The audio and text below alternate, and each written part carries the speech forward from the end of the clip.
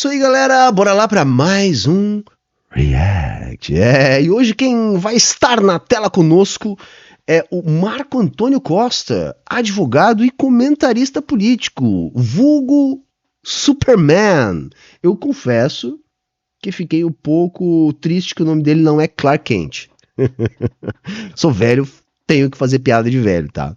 Mas por quê? Por quê? Bom, ele debateu com o Gustavo Machado, a gente já reagiu várias vezes ao Gustavo aqui, o Gustavo é um excelente debatedor, né? A gente tem divergências em geral, mas enfim, não é nem o foco essas divergências, acho que ele vem fazendo um bom trabalho. E o foco será Marco Antônio. Por quê? Porque eu recebi um convite para debater com o Marco Antônio no podcast, como é que é? Irmãos Dias. Se não me engano é isso. Irmão Dias entrou em contato, e aí você quer vir debater com o Marco Antônio. Eu não sabia quem era Marco Antônio, porque eles tinham que ter dito que você quer debater com o Superman. Se eles falassem isso, eu... agora eu sei quem é. Mas ele falou Marco Antônio, e eu respondi assim, olha, não sei quem é Marco Antônio, mas vou pesquisar. Mas beleza, tamo aí pro debate. Só eu moro em Porto Alegre, né? Rio Grande do Sul.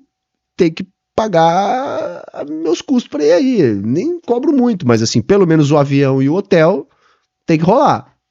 Não houve mais retorno. Vamos esperar, né? Vai que há um retorno. Isso foi um pouquinho antes do feriado. Hoje estamos gravando aqui na segunda-feira. Sei lá, vai que não vira a mensagem ainda.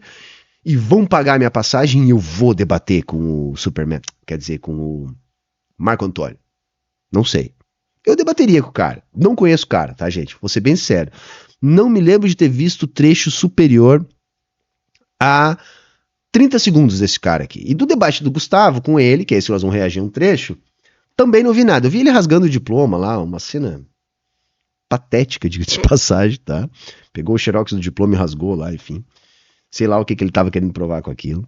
Mas vamos ver, tá? Vamos ver, vamos assistir, até pra eu conhecer, né? Vai que eu vou debater com o cara. Então eu tenho que saber qual é a linha do cara, né? Vai que eu vou debater com o cara, né? Não sei qual é a linha do cara, tá? Vamos reagir a um trecho aqui onde eles estão falando sobre o custo do Estado brasileiro, sobre o tamanho do Estado. Acho que talvez eu tenha alguma coisa a acrescentar, né, nesse debate. Então, sem mais enrolação, vamos ver o que diz aqui Marco Antônio Costa, advogado e comentarista da Jovem Clã. Já que a gente está falando sobre desenvolvimento, e você fala do desemprego, do combate ao desemprego, eu queria uma coisa mais concreta de você, Gustavo, uma coisa menos teórica, mais concreta sobre colocar o Brasil no eixo. Gustavo Machado, presidente da República, primeiro ato do mandato dele, qual seria? E aí, Gustavo, olha a responsabilidade aí agora. Essa é a pergunta. Vou fazer os outros comentários, que essa aí vai ser só alguns segundos no final, até porque eu não acredito que o presidente da República nenhum pode resolver o problema do Brasil. É ditador do proletariado. Inclusive, nós, do PSTU, a organização que ele menciona aqui, eu sou militante, a gente ataca o PT de maneira incisiva desde o primeiro ano do mandato em 2002, 2003. Né? Inclusive no ILAES, nós temos uma revista publicada de 2007, 2008, fazendo um balanço dos primeiros mandatos do PT, que é absolutamente crítico do início ao fim. Acredito que ele não está a serviço nem dos trabalhadores, nem da transformação estrutural do Brasil, em sentido algum. Vou insistir aqui mais uma vez, o setor comercial são os aviões comerciais Embraer. Os aviões comerciais Embraer, os que têm mais tecnologia agregada em termos de software, eletroeletrônica, onde a maioria dos trabalhadores estão. Com relação às demais questões que você coloca, o Brasil então já deveria ter resolvido o problema há muito tempo, porque esse é o caminho que seguiu os governos do PT, que seguiu os governos do Temer, do Bolsonaro. Nesse caso, não estou dizendo que são em todos, eles são de mão dadas. Então o Brasil há, por exemplo, há décadas, um desmonte das estatais. Se a gente for, por exemplo, na base da RAIS estabelecimentos, a gente vê todas as empresas, se elas são empresas privadas, estatais, federais, estaduais, etc. O Brasil tem 4.000 estatais a menos hoje do que há 20 anos atrás, tá? Pela base da RAIS. Eu peguei aqui o número de servidores públicos, esses dados até passei, tem um slide aí que está com o pessoal, também são todos dados da RAIS. Todos os setores, municipal, federal e estadual, reduz o número de servidores públicos, o percentual deles na classe trabalhadora brasileira há 20 anos, de maneira ininterrupta. Ainda com o municipal, a queda seja menos acentuada, de 12% para 11%, o resto é metade, tá? No setor estadual, foi de 10,1% para 5,7% dos trabalhadores brasileiros, no setor federal foi de quase 3% para 1,8%, quase 50% de queda. O crescimento do trabalho privado no Brasil, de 2002 até hoje, é estrondoso. O setor estatal tinha mais de 30% e ele está agora abaixo de 15%. Mas não só, se a gente pegar as despesas com o pessoal da União, que é onde estão os servidores públicos de um modo geral, ela era 54% em 94% das receitas corrente líquida da União. Ou seja, a receita corrente líquida da União, 64% era gasto no servidor. E Hoje é 22%. A queda é muito maior do que a metade. Então o Brasil deveria estar melhorando, a gente deveria estar todo mundo mais feliz, porque esse caminho que você aponta é o caminho que o Brasil vem percorrendo há 30 anos. É claro que isso não incide muito, né? Quando a gente vai pegar, por exemplo, a situação dos parlamentares, que tem aí 133 mil de verbas de gabinete, pode contratar até 25 pessoas, aproximadamente, né? Isso não incide no cartão corporativo, que só com o Bolsonaro foi 41 milhões de gastos no cartão corporativo. Eu sei que um presidente, imagina, deve ter gastos cotidianos acima dos nossos, 41 milhões, e inclusive com várias compras particulares, já amplamente denunciado na mídia e mostrado que isso sim é fazer uma lambança com dinheiro público em todos os sentidos. Então, realmente, se fosse o problema do Brasil, fosse... Agora, um ponto você tem razão, a carga tributária brasileira, e também um dos slides que eu trouxe, depois se for o caso pode mostrar, a carga tributária brasileira só cresceu nesse período, isso aí você tem total razão. E o primeiro grande salto da carga tributária brasileira foi durante a ditadura militar, que passou dos 15% para casa dos 20 e poucos por cento, depois deu outro salto em Fernando Henrique Cardoso, e desde então, os governos PT, Temer e Bolsonaro se manteve, sendo que o campeão da carga tributária foi o Bolsonaro, com 33,9%. Seguindo os critérios internacionais para medir carga tributária, o maior percentual de carga tributária da história do Brasil foi em 2022 com o Bolsonaro, quando atingiu 33,9%. O maior... Gente, assim, eu deixei o Gustavo falar, porque assim, não teria o que acrescentar. O que o Gustavo está demonstrando aqui são alguns números que mostram a diminuição do Estado brasileiro. Isso por quê?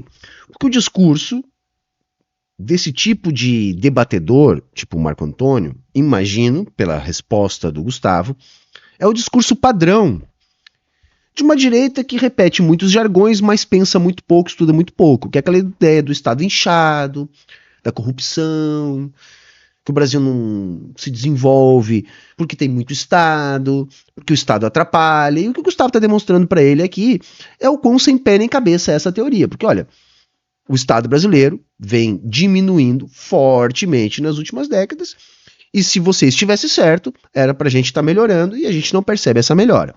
Então o Gustavo está coberto de razão neste ponto aqui. Eu vou além. O Brasil tem pouco Estado. Falta muito Estado no Brasil. É o exato oposto do que essa turma diz. Falta muito Estado. Quer ver? Como é que tá o posto de saúde aí da sua região? Tá bom? Tem médico suficiente? Tem ambulância suficiente? Tem auxiliar de enfermagem, enfermeiro suficiente? Tem remédio suficiente? Como é que tá a infraestrutura do posto? Tá boa? Tá tudo bonitinho, as paredes não estão rachadas, a tinta não tá toda podre, cheia de mofo, tem ar-condicionado, não tem goteira, tá tudo ok? Como é que tá a tua cidade aí? Tem saneamento básico na tua cidade? Aqui onde eu vivo, a maior parte da cidade não tem saneamento básico, gente. Tá? A gente tá, no mínimo, no século passado, ou 2 séculos atrás, não tem saneamento básico. Como é que tá as ruas aí do teu bairro? O calçamento tá ok? Como é que tá? A capina tá ok? A iluminação tá ok? Como é que tá o policiamento aí na tua cidade? Tá ok? Tem um número suficiente de viaturas? As viaturas não estão todas quebradas?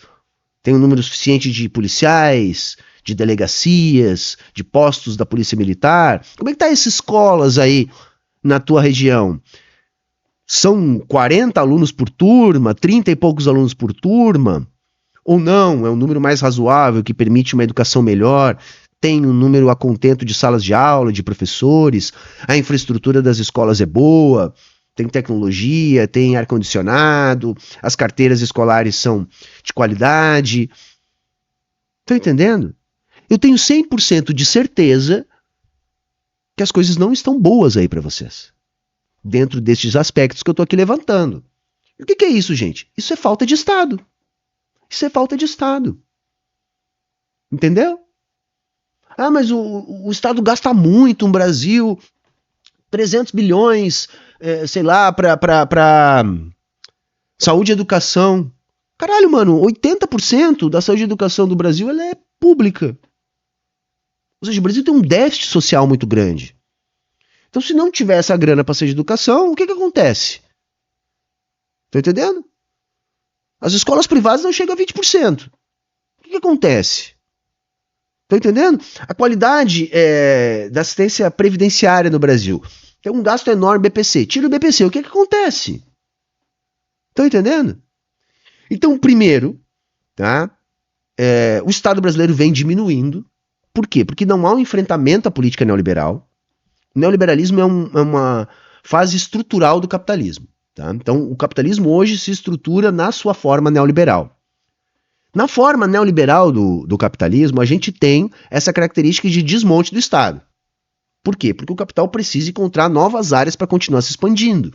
Então ele vai tomar coisas que não eram de sua responsabilidade. Então vai ser privatizado o SUS, então vai ser privatizada a escola pública, então vai ser privatizado o saneamento básico, né? Ou seja, é o capital avançando sobre o patrimônio público para explorar outras áreas a fim de continuar reproduzindo capital. Isso faz parte do neoliberalismo. E o neoliberalismo ele não está nem aí para o aumento da desigualdade social, que é produto dessa lógica. Por quê? Porque não há mais uma ameaça à hegemonia capitalista, então o neoliberalismo é um momento onde há espaço com menos risco para esse tipo de expansão. Então no Brasil falta Estado para um caramba. Falta muito Estado no Brasil. Falta muito, mas muito mesmo. Né? E se os liberais estivessem certos, como bem demonstrou o Gustavo aqui, a gente já reduziu pela metade o tamanho do Estado, que já era pequeno, já era insuficiente, porque nós nunca tivemos infraestrutura que preste, nós nunca tivemos escolas que prestem. Aqui onde eu moro não tem um hospital, gente. São mais de 50 mil habitantes que não têm acesso a um hospital. Estão entendendo? O que tem? Tem a UPA, entendeu? Que é mantida, né, por verba federal. Você vai lá, tá explodindo, porque o único hospital aqui da região tá inoperante. Quer dizer, o Brasil já não tinha um Estado suficiente, esse Estado foi reduzido pela metade, hoje falta Estado pra caralho. Em todas as áreas, praticamente, falta Estado. O Brasil tem um número menor que a média dos países da OCDE é de funcionários públicos por habitante. Então, se o projeto defendido, né, nessas bobagens que a direita fica falando, de que é só tirar o Estado da jogada, que vai tudo acontecer, então era para estar acontecendo alguma coisa. Não tá. Não tá acontecendo nada. Tá? Da mesma maneira, a carga tributária. A nossa carga tributária ela não é alta, ela é ruim. Ela é ruim. Cresceu muito, é verdade. Talvez nem precisasse tanto. Mas o meu ponto não é nem o tamanho da nossa carga tributária. É que ela é muito ruim. Ela cobra muito de quem ganha pouco e quase nada de quem ganha muito. Então ela potencializa a concentração da riqueza, ela agrava os problemas sociais, entende? Então assim, nosso problema não é tamanho do Estado, entendeu? Nosso problema, na verdade, é um Estado ineficiente. É uma falta de um projeto de longo prazo de desenvolvimento nacional, coisa que não é possível no capitalismo neoliberal. Não é possível, tá, gente? Não. O único projeto permanente possível no Brasil é esse que a gente está vivendo. Porque se você olhar Lula, Dilma, Bolsonaro, Temer, Lula de novo, o modelo macroeconômico é o mesmo. É o mesmo. Eu estava ainda ontem puto da cara com o Galípolo puxando o saco do Pedro Malan no aniversário de 60 anos do Banco Central. Sabe, que o PT não queira ir para o enfrentamento, que seja uma opção política do PT, eu desgosto, acho errado, mas entendo. Agora, ficar se abaixando dessa maneira, já dizia minha avó, quem muito se abaixa só consegue mostrar a bunda. Sabe? Rindo, ele parecia assim...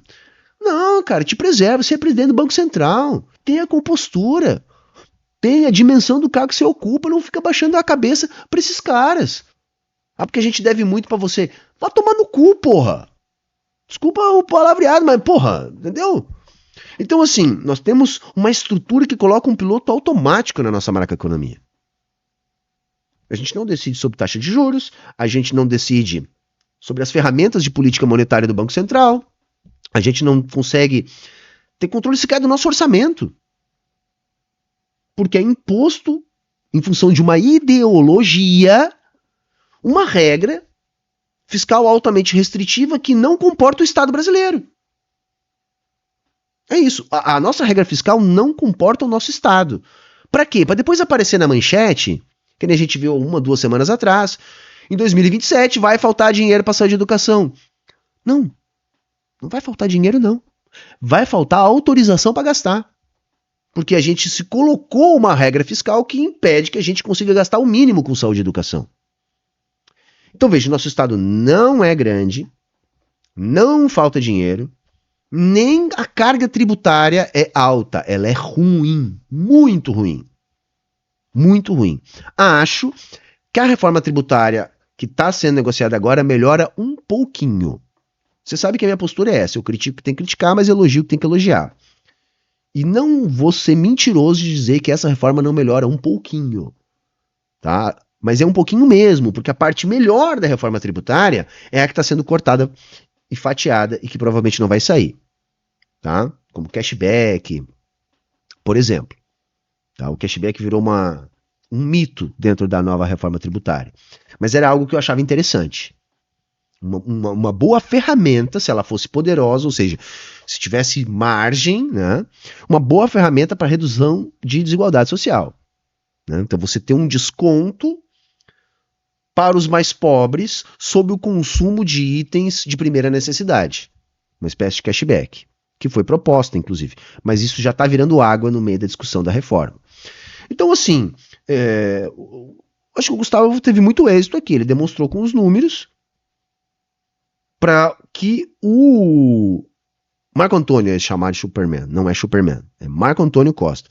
Que ele não pudesse falar nada, porque ele está dizendo, não, é só diminuir o Estado. Vai restar o quê? Vamos apostar? Eu não vi o corte ainda, vamos apostar? Eu aposto que o Superman vai negar a realidade, porque ele não tem como contrapor os dados que o Gustavo colocou. Ele vai ter que dizer que não é bem assim e vamos ver qual é o plot twist carpado que ele vai dar. O percentual já atingido. Da onde que você viu isso? Esses dados estão todos no Ministério do Desenvolvimento. É divulgado no Ministério do Desenvolvimento, inclusive comparando o Brasil com outros países do mundo. Essa média de 33,9, ela é alta para a América Latina, mas ela está um pouquinho abaixo dos países da OMC. Então, é uma carga tributária que é alta no mundo inteiro. Né? Países, a Europa, por exemplo, ela chega a 50%, 60%. Aqui no Brasil... É isso, os países mais desenvolvidos e que têm mais Estado têm uma carga tributária bem maior que a nossa. Eu digo, o problema não é nem o tamanho da nossa carga tributária.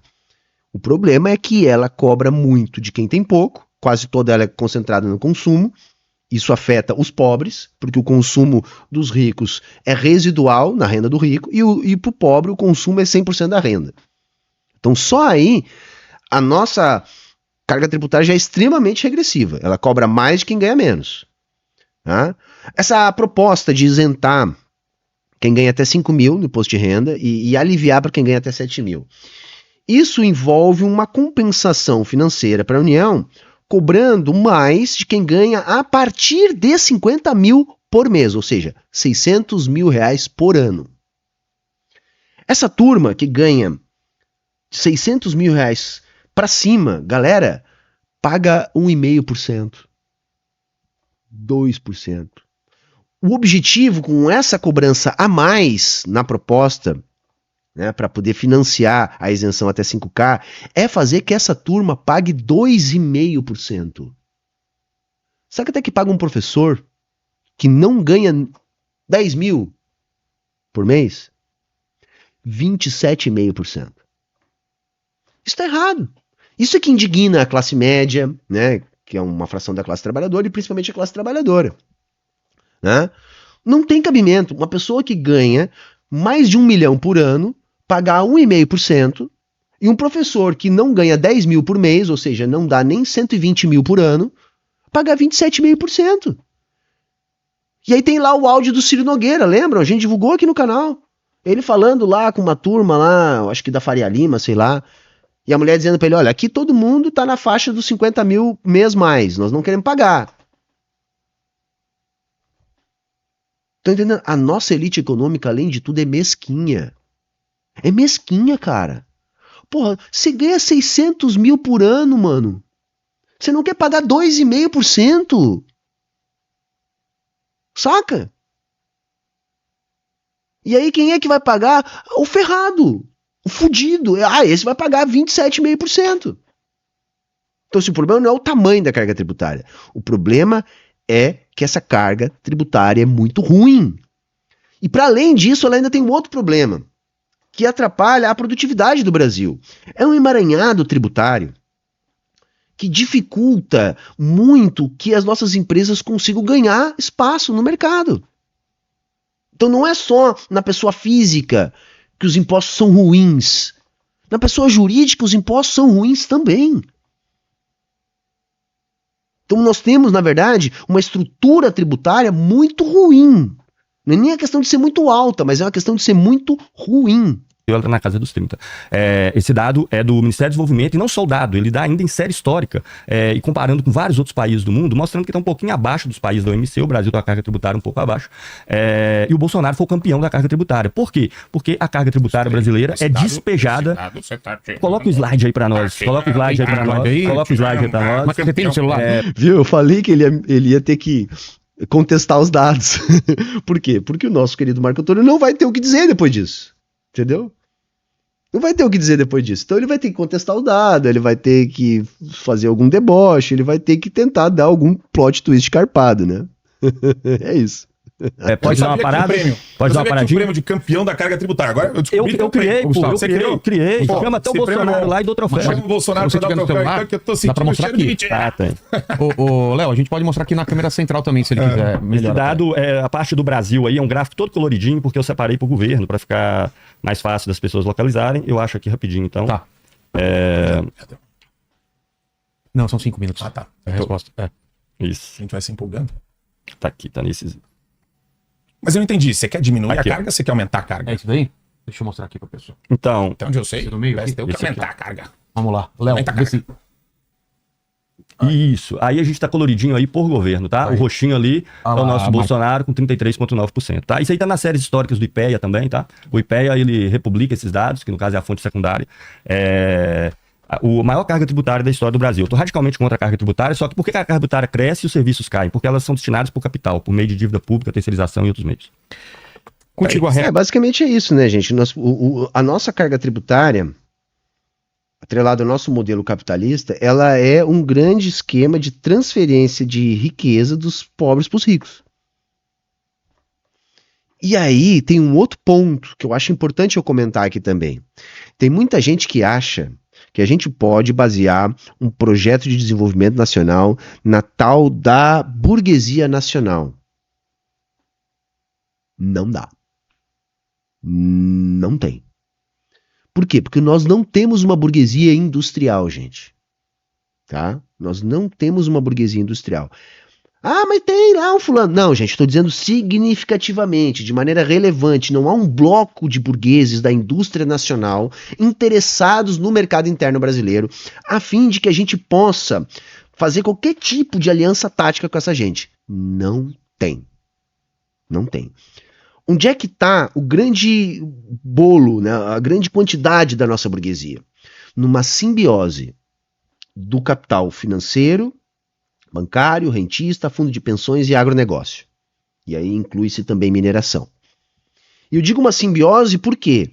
Porque o cara que está no agronegócio está com o dinheiro dele também aplicado em título público, também está com o dinheiro dele em fundo de pensão, entende? Porque o cara vai lá, vende uma safra, ganha milhões, ele não deixa esse dinheiro parado no colchão, tá, gente? No cofre da casa dele, sei lá, que nem no tio Patinhas. Não, ele aplica isso onde? Onde ele vai ter uma maior rentabilidade, aí ele vai tirando alguma coisa para o seu consumo, mas isso está aplicado. Então, é uma simbiose, onde todos os burgueses trabalham juntos para a manutenção dessa estrutura de juros que a gente tem. E não há o menor interesse em desenvolver a indústria nacional, porque os nossos burgueses mais influentes não estão ligados a nenhum processo industrial que dependa do nosso mercado interno. Não estão, gente. Eles querem que o nosso mercado interno se exploda. Estão entendendo? Basicamente é isso. Eles querem garantia de uma boa taxa de juros, eles querem uma garantia para concentração bancária, para que a Febraban continue dando as cartas, né? Para que os fundos de pensão ligados a essa nova economia de mercado capitaneada pela Faria Lima, para que tudo isso continue gerindo o capitalismo brasileiro na base da transferência dos pobres para os ricos que essa política de juros faz no Brasil. Né? Via dívida pública. Então, perfeito isso aí, não tem nada a dizer de diferente disso. E se não é isso, é ainda o agronegócio que exporta Nós temos um modelo agroexportador, tá cagando pro nosso mercado interno, para abastecimento interno, eles mentem pra gente que eles alimentam o brasileiro. É mentira. O grande latifúndio tá fazendo os porcos que estão sendo criados lá na China ficarem bem gordos, porque o que eles vendem é transformado em ração para engordar porco lá na China. Basicamente é isso, eles são agroexportadores e quem alimenta o brasileiro é a agricultura familiar, né? Que não tem os números do plano safra que o agronegócio e o grande latifúndio tem, né? Mas são os verdadeiros responsáveis pelo nosso alimento. Então a nossa burguesia não é uma burguesia nacional, gente.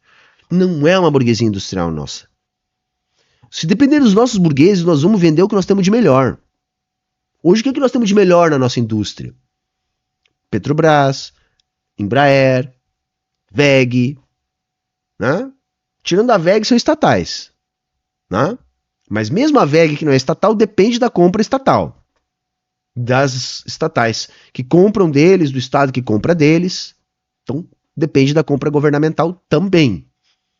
Quem é que mais desenvolve tecnologia no Brasil? Petrobras. A Embraer também bastante, mas Petrobras. O que a nossa burguesia nacional quer fazer? Quer vender isso aí tudo, gente. Quer vender. A Petrobras já foi totalmente desmantelada. O que sobrou ainda tem um controle acionário do Estado, porém o lucro da Petrobras sequer fica com o Estado, porque o Estado já não tem a maior parte, né? A Embraer é a mesma coisa, a Eletrobras foi agora, então assim, então a nossa burguesia nacional, ela é desde sempre entreguista. E um dos motivos para isso é o que eu chamo de transição burguesa. Nós sequer tivemos uma revolução burguesa no Brasil. Nós transitamos da colônia, né, para o império, do império para a república, sem nenhum tipo de ruptura no modelo latifundiário, monocultureiro, agroexportador que a gente tinha lá na colônia. Então aquela relação da burguesia que se formou aqui nunca deixou de ser como ela foi estabelecida lá na época da colônia. Ou seja, eles têm uma vida de rei aqui, em função dos seus negócios com o estrangeiro e com o Estado, né? Que sempre sustentou essa burguesia, primeiro lá no juro do overnight, na época da superinflação, e agora no juro da dívida pública, né? Então essa burguesia, ela não tá nem aí. Se ela quer viver melhor, se ela quer um povo melhor de vida, ela pega o seu avião e vai para Miami, ou o seu jatinho, ou a sua primeira classe, e vai para Miami. Aqui ela se encastela no seu condomínio, no seu espaço fechado, seu clube, né? E vê o pobre como o quê? Como o fazendeiro da época colonial viu o escravo. Por isso que se ela puder, essa elite econômica trata como escravo. Porque afinal de contas é o que deve ser feito, é a ordem das coisas, é a nossa ordem social. Vamos lembrar da nossa bandeira, né? Ordem e progresso. Eu quando era criança achava aquilo bonitinho. Achava assim, puxa, se a gente for organizado, nós vamos ter progresso. Não, gente, aquela ordem ali, ela vem de hierarquia. Entenderam?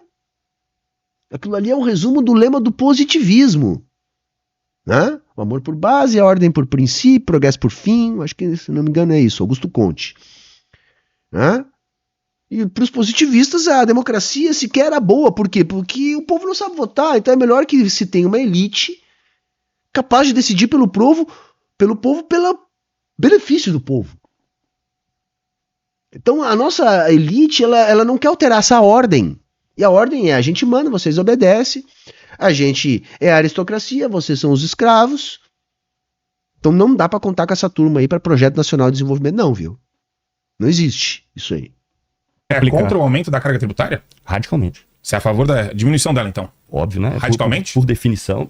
Não sei. Às vezes ele quer estacionar no meio ali. Ele quer, não, do jeito que tá bom. Mas eu não sei, eu não senti muita confiança nisso, porque você ficou uma boa parte do tempo criticando, ou pelo menos colocando como os gastos de gabinete de cartão corporativo fossem, acho que o principal motivo do rombo.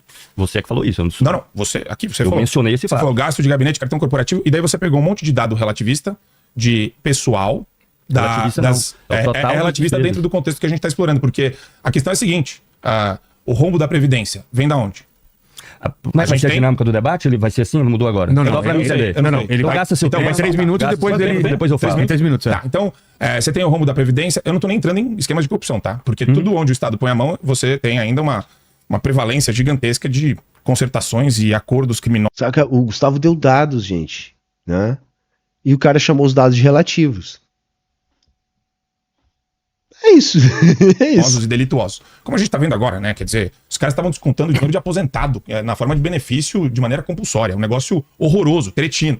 Tem dedo, inclusive, de gente ligada aos Sim, começou em 2019, por isso que eu não comentei muito isso, porque começou em 2019, foi estruturado no governo do Bolsonaro, atravessou todo o governo do Bolsonaro.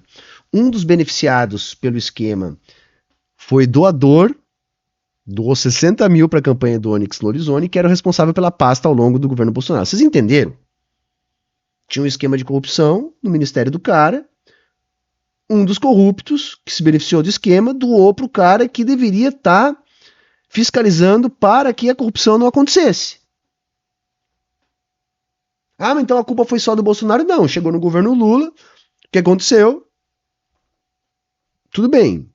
Depois de 2 anos de governo, eles desmantelaram o esquema. Mas nesses 2 anos, os números do esquema explodiram. Roubaram muito mais gente. Por quê, gente? Porque tem este piloto automático. Estão entendendo? Por isso que a gente tá aqui. Para mostrar, olha, eu não comparo o Lula com o Bolsonaro. Eu acho que a gente tem uma condição de luta infinitamente melhor no governo Lula. Mas enquanto a gente não tiver um governo de enfrentamento, vai ser isso, tá? E eu não gosto de ir por essa linha da corrupção. Sabe por quê? Porque a corrupção, ela é sempre privada. Não existe corrupção pública. Não existe corrupção do setor público em abstrato. Toda a corrupção no setor público acontece quando um indivíduo privado, ou um grupo de indivíduos privados, desviam dinheiro público em benefício privado. Entenderam? Então, assim, quem é que rouba? É o setor público? Não. São indivíduos privados para desviar do setor público para o setor privado. A corrupção é algo do capitalismo. Não há capitalismo sem corrupção. Aliás, no capitalismo, a gente é ensinado a ser corrupto. A gente é premiado por ser corrupto. Se eu for fura-olho dentro da minha empresa, tramar para cima dos meus colegas, ser o típico do pau no cu, eu vou ser promovido. Promovido.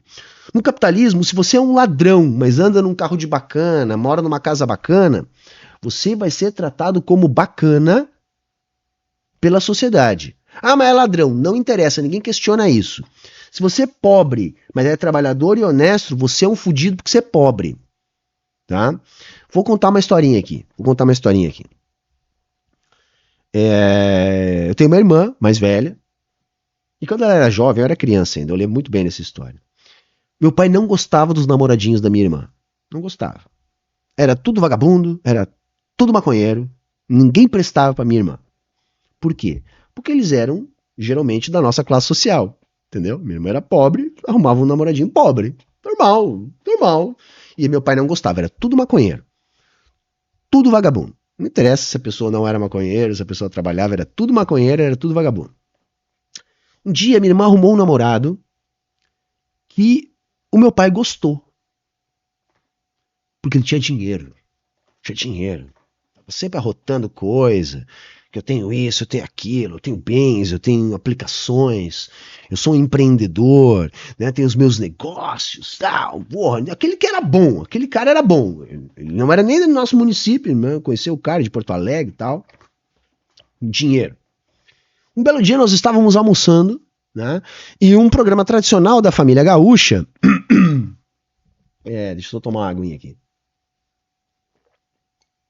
Nós estávamos almoçando, um programa tradicional da família gaúcha, é o JA, o Jornal do Almoço.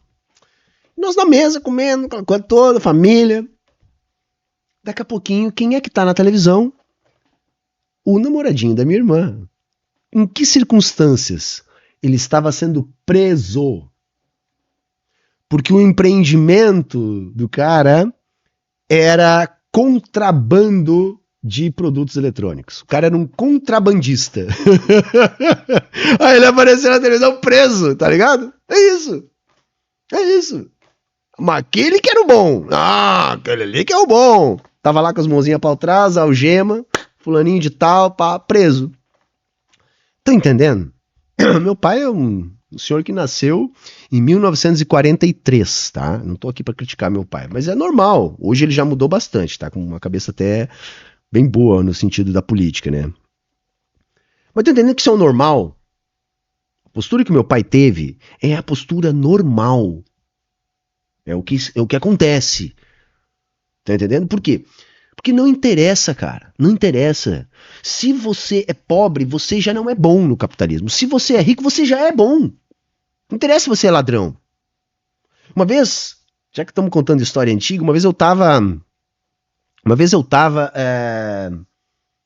de motoboy. Devia ter uns 18, 19 anos. E eu tava indo entregar uma pizza do centro da cidade para um bairro que era distante do centro e atravessava uma região de vila. Vila é como aqui no Rio Grande do Sul a gente chama favela, tá? Periferia, enfim, aqui a gente chama de vila. E eu tô atravessando a vila. Tinha uma blitz.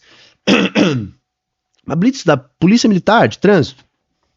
O policial encostei. Eu com a caixa de motoboy atrás, com a pizza.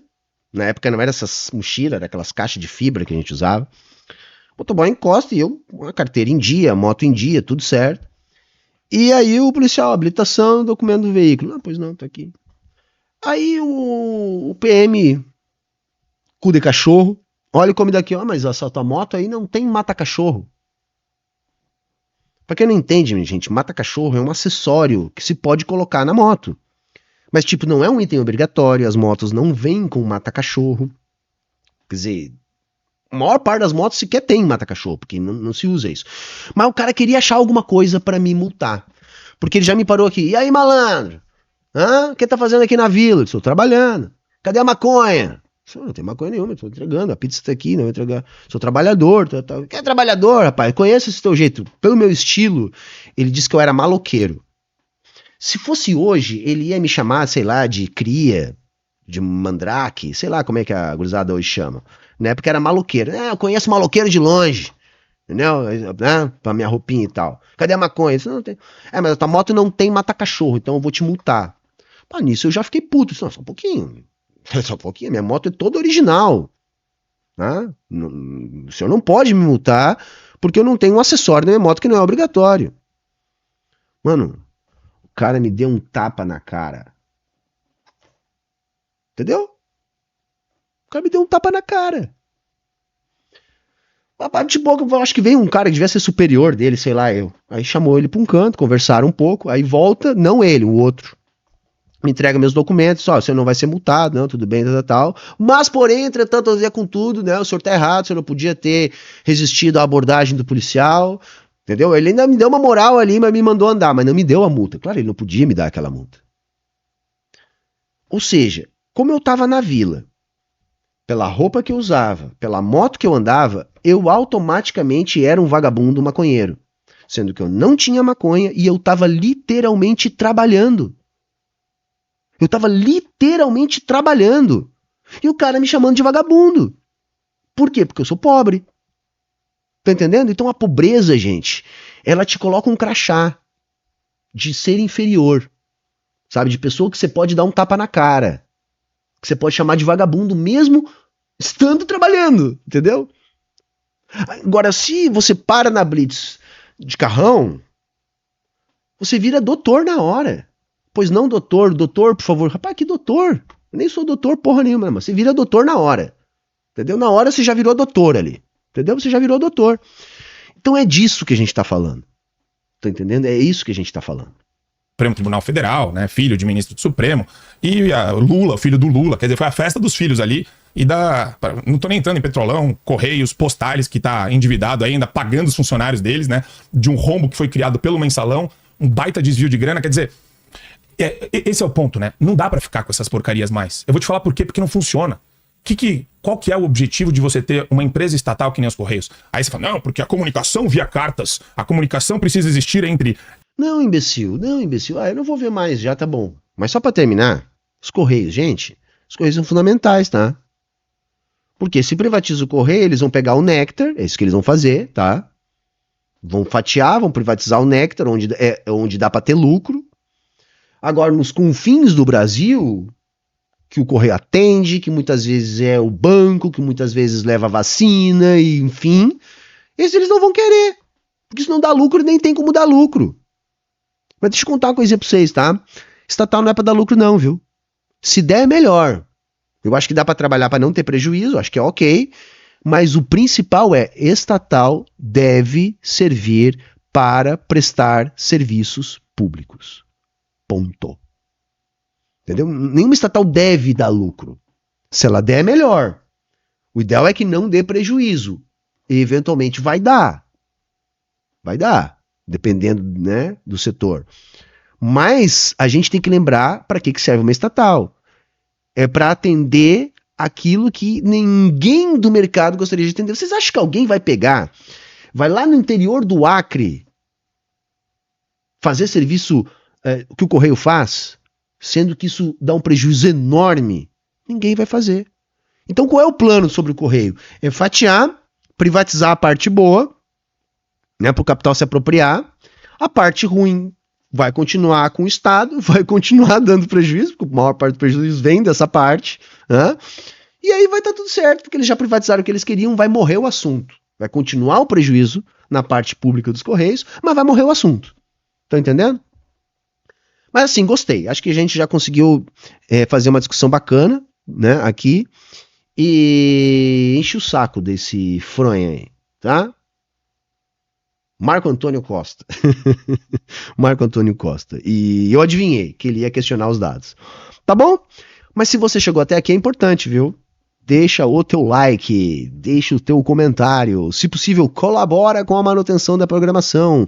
Todas as formas de fazer isso vocês encontram sempre em todos os vídeos, em todas as lives, no comentário fixado. Era isso hoje. Falou, valeu, tchau, tchau e até a próxima.